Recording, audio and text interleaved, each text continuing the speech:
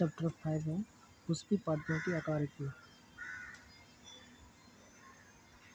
इसमें सबसे पहले मूल आती है। अधिकांश द्विबीजपत्री पादपों में मूलांकुर के लंबे होने से प्राथमिक मूल बनती है, जो मिट्टी में उगती है। इसमें पार्श्वी मूल होती है, जिन्हें द्वितीयक तथा तृतीयक मूल कहते हैं। प्राथमिक मूल तथा इनकी शाखाएं मिलकर मूसला मूल तंत्र बनाती है, जिसमें द्विबीजपत्री प्लांट में द्विबीजपत्री प्लांट का इंग्लिश डाइकोट। इसका एग्जाम्पल हो गया सरसों की प्लांट। इसमें होता है डाइकोट में होता है, ये होती है एक्सिस, ये मिट्टी हो गया। यहाँ पर बीज है, उसके नीचे एक्सिस से नीचे क्या निकलती प्राथमिक मूल। इधर से मोटा होता है, लंबा होता है। इसके बगल से ये जो रूप निकला, ये हो गया द्वितीयक। अब द्वितीयक में से जो रूप निकलती है उसे हम कहते हैं तृतीयक कहते हैं। और ये पूरा रूट को इसे हम कहते हैं मूसला मूल तंत्र।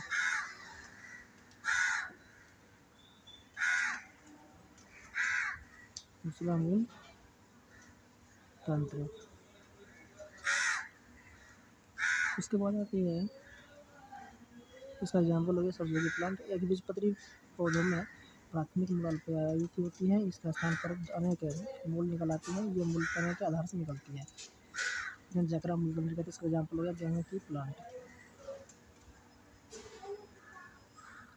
तो एक बीजपत्री प्लांट में मतलब मोनोकोट में प्राथमिक मूल नहीं होती है। इसमें कैसा होती है द्वितीयक तृतीयक मूल, मतलब इसमें झकरा मूल तंत्र, प्राथमिक मूल इसमें नहीं होती है, झकरा मूल तंत्र होती है। ये हो गया तना, इनसे जो रूट निकलती है ऐसा कुछ ऐसा होती है।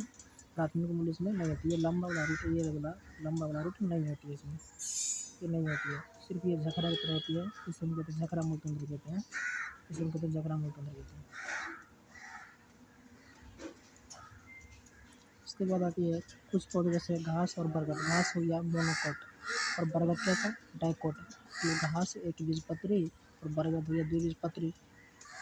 इसमें क्या आती है मूल जो होती है मूलांकुर की बजाय पौधे के अन्य भाग से निकलती है, इन्हें अपस्थानिक मूल कहते हैं।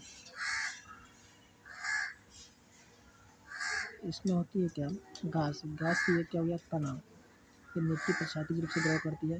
यहाँ से निकला, यहाँ से निकला, यहाँ से एक अपस्थानिक मूल निकलती है। ऐसा अपस्थानिक मूल निकलती है।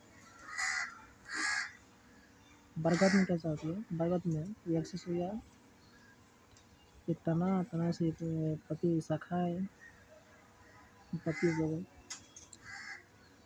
यहाँ से ये तना है, यहाँ से क्या निकलती है अपस्थानिक मूल निकलती है। इसमें बरगद की प्लांट हो।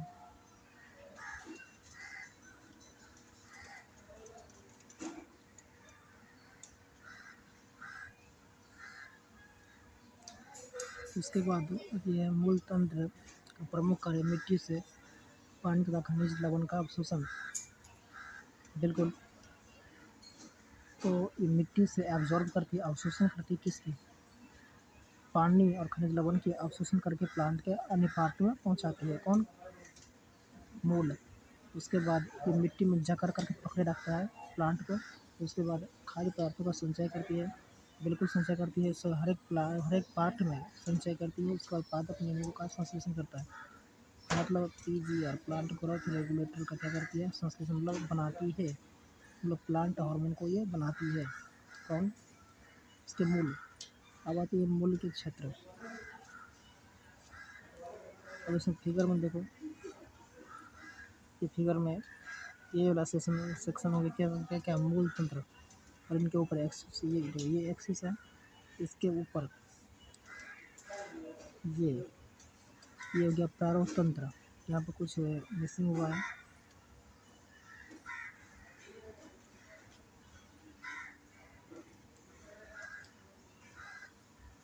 यहाँ पे ये प्रारूप तंत्र लिखा हुआ, ये गलत है। ये क्या हुआ गलत है, इसको करेक्शन कर लेना। ये पूरा का पूरा पार्ट, ये पूरा का पूरा पार्ट कहलाती है एक्सिस से ऊपर वाला पार्ट प्रारूप तंत्र कहलाती है इसे। ठीक है,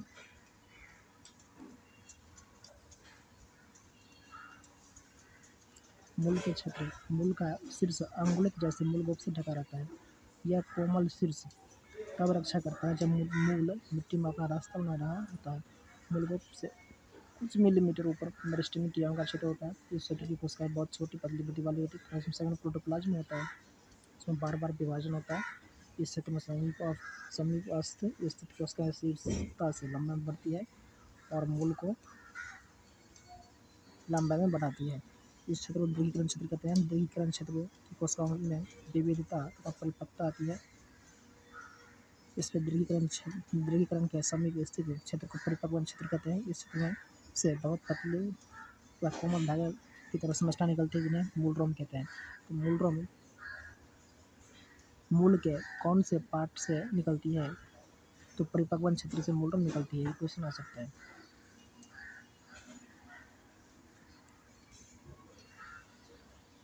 देखो, ये हो गया मूल को, यहाँ पे जो सेल है वहाँ पर डिवाइडिंग हुआ,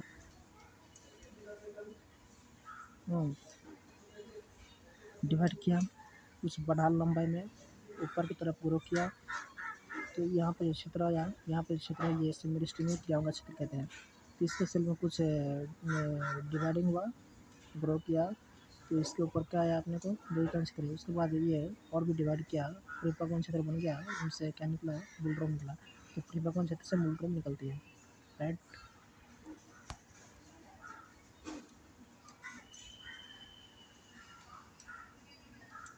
अब आती है तना। ऐसे कौन से विलक्षण है जो तने तथा मूल में विभेद स्थापित करते हैं? तना अक्ष का ऊपरी भाग है जिस पर सतह पत्तियां फूल और फल होते हैं। ये अंकुरित बीज के भ्रूण के प्रांकुर से विकसित होती है तथा होते हैं। तने पर गांठें तथा पोड़ियां। गांठ मतलब नोड, पोड़ियां मतलब इंटरनोड। तने के उस क्षेत्र को जहाँ पर पत्तियां निकलती है उसे गांठ कहते हैं। ये गांठें अंतस्थ तथा कक्षीय हो सकती है। ये तना हो गया। यहाँ पर क्या एक नोड है, यहाँ पर नोड है, एक तना पर नोड है। अगर ये हो गया अंतस्थ, अगर ये तना है, यहाँ से एक तना निकला, इस दोनों तना के बीच में अगर नोड हुआ तो इसे हम कहते हैं कक्षीय नोड, ठीक है।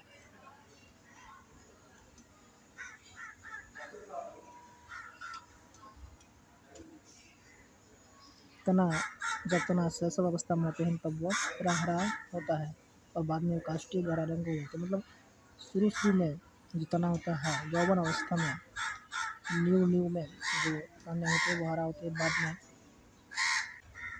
बाद में तना काष्ठीय गहरा बुरा रंग हो जाता है। मतलब जब बूढ़ा हो जाता है, जब भी कोई पेड़ बूढ़े होते हैं तो कैसा हो जाता है? बूढ़ा हो जाता है। ऐसा ये लिखा हुआ है।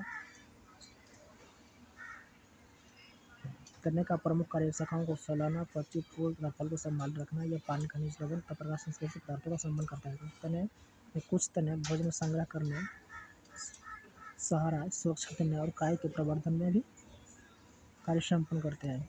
अब आती पत्ती। पत्ती पार्श्वीय चपटी संरचना होती है जो तने पर लगी रहती है, जो गांठ पर होती है और इसे कक्ष में कली होती है, कक्षीय कली कहलाती है। कक्षीय कली बाद में शाखा में विकसित हो जाती है। पत्तियां प्रारूप के शीर्षस्थ मेरिस्टेम से निकलती है। क्या कक्षीय कली? ये तना हो गया, यहाँ से क्या निकला? एक पत्ती निकला, यहाँ से कली निकलती है, बाद में क्या यही शाखा बन जाती है। इसे ही कहते हैं कक्षीय कली। पत्ती प्रारूप के शीर्ष मेरिस्टेम से निकलती है। शीर्षस्थ मेरिस्टेम मतलब एपिकल मेरिस्टेम। सूट में होती है सूट एपिकल मेरिस्टेम और रूट में क्या होती है? Root apical meristem. उनसे निकलती हैं पत्तियां और रूट में जो एपिकल मेरिस्टेम होती है उनसे क्या निकलती है? मूल निकलती है। यह अग्र विस्तारित रूप में लगे, अग्र विस्तारित मतलब आगे की ओर लगी रहती है। ये पौधे की बहुत महत्वपूर्ण कार्य होती है क्योंकि ये भोजन का निर्माण करती है। बिल्कुल, पत्तियों क्या होती है? भोजन का निर्माण होती है। फोटोसिंथेसिस तो पत्ती पर नहीं होती है ना, इसलिए। और तो एक पेड़ की पत्ती के 3 भाग होते हैं, पर्ण, धार, पर्णवृंत तथा अस्तरिका। हाँ, अब देखो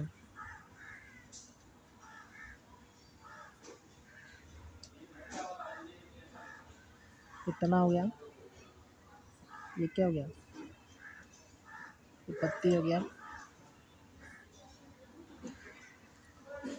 ये क्या, ये पर्णधार जहाँ से कनेक्टेड है, ज्वाइंट है पत्ती, पत्ती के डंठल और तना, जो ज्वाइंट है ना ये पर्णधार हो गया। और ये डंठल वाला पार्ट, ये डंठल वाला जो पार्ट होती है, पत्ती की जो डंठल वाला पार्ट होती है इसे हम कहते हैं पर्णवृंत। और ये पत्ती कहलाती है स्तरिका। हाँ, ये जो पत्ती होती है ये पूरा ये फैला हुआ पार्ट पत्ती का ये स्तरिका कहलाती है, मतलब इंग्लिश में लेमिना। और इंग्लिश में इसे हम इंग्लिश में कहते हैं, क्या कहते हैं इसको हम कहते हैं पर्णधार को लीफ बेस, इसे हम कहते हैं पेटियल, और इसे हम कहते हैं लेमिना। कंप्लीट। इनके आधार पर दो पार्श्व छोटी पत्तियां होती है, इन्हें अनुपर्ण कहते हैं। तो तना हो गया, ये हो गया पत्ती। यहाँ पर भी छोटी पत्तियां होती है, इस साइड भी और इस साइड भी छोटी पत्तियां होती है, तो उसे हम कहते हैं अनुपर्ण कहते हैं। एक बीजपत्री में पर्णधार चादर की तरफ फैलकर तने को पूरा पानसी रूप से ढक लेती है। तो गेहूँ के प्लांट में कैसा होता है, हाँ लीफ बेस होती है, ये पूरा तने को कवर किए रहता है। ऐसा रहता है गेहूँ के प्लांट में, कवर किया रहता है। और उसके बाद ये जो लेमिना होती है कुछ इस तरीके से होती है, लीफ बेस कवर किया रहता है। इधर यहाँ पर थोड़ा सा पेटियल रहता है और ये लेमिना हो गया, ठीक है। कुछ लेग्यूमे तथा कुछ अन्य पौधों में पर्णधार खुल जाती है, ऐसे पर्णधार को फ्लैवनस कहते हैं। तो जिसमें लीफ फेस खुला हुआ रहता है उसे हम कहते हैं फ्लैवनस। पर्णवृंत पत्ती को इस तरह सजाता है जिससे कि इसे अधिकतम सूर्य प्रकाश मिल सके। लंबा पतला लचीला पर्णवृंत स्तरिका को हवा में हिलाता रहता है। पर्ण मतलब पेटियल डंठल वाला पार्ट, ये पत्ती को हिलाता रहता है ताकि ताजा हवा मिल सके। स्तरिका पत्ती का हरा पार्ट होता है, इसी पर स्तरिका पर सिरा तथा सिरकाएँ होती है, सिरा है तथा सिरकाएँ। ये क्या हो गया, पत्ती हो गया ना, ये यही क्या है, ये सिरा तथा सिरकाएँ हैं, जैसे है ना, ये क्या है सिरा सब है। उसके बाद में इसके बीच में सुस्पष्ट सिरा होती है, बीच वाला पार्ट ये क्या हो गया, ये पत्ती है ना, ये बीच वाला ये क्या कहलाती है, मध्य सिरा। सिरा है पत्ती को दृढ़ता प्रदान करती है और खनिज पानी का खनिज तथा भोजन के स्थानांतरण के लिए नलिका की तरह काम करती है, बिल्कुल नलिका की तरह काम करती है। सिरकाएँ से होकर भी सब कुछ ट्रांसफर होती है, सब कुछ सभी पानी का खनिज लवण का हर जगह पहुँचती है इसी के माध्यम से। विभिन्न पौधों में स्तरिका की आकृति की उसके सिरे छोटे सतह तथा कटाव में विभिन्नता होती है। बिल्कुल पत्ती का आकार अलग अलग हो सकती है हर एक प्लांट में। बस इसके आगे नेक्स्ट वीडियो में देखेंगे, ठीक है।